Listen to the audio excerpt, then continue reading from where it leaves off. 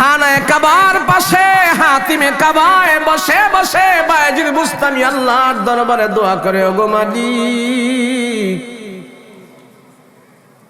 আমি জানবার মনে চাই তুমি কার কার হজ কবুল করেছো, কার কার হজ কবুল করেছো তুমি আমাকে একটু জানায় দাও, কানায় দাও, জানায় দাও, জানায় দাও। এই দোয়া করতে করতে বায়েজিদ বুস্তামি হাতিমে কাবার পাশে ঘুমায়া গেছে, হাতিমে কাবার উপরে ঘুমায়া গেছে, খানায়ে কাবার পাশে শুয়ে পড়লো, ঘুমায়া গেল। ঘুমের ঘুরে আল্লাহ পাক বায়েজিদ বুস্তামিকে স্বপ্নে দেখাইতেছেন, এরে বায়েজিদ, যত হাজী সাহেবরা আসছে সবার হজ আমি আল্লাহ কবুল করেছে, তবে একজন হাজির হজ আমি আল্লাহ কবুল করি নাই। এই হাজিরে তুমি খানায়ে কাবায় পাবে না।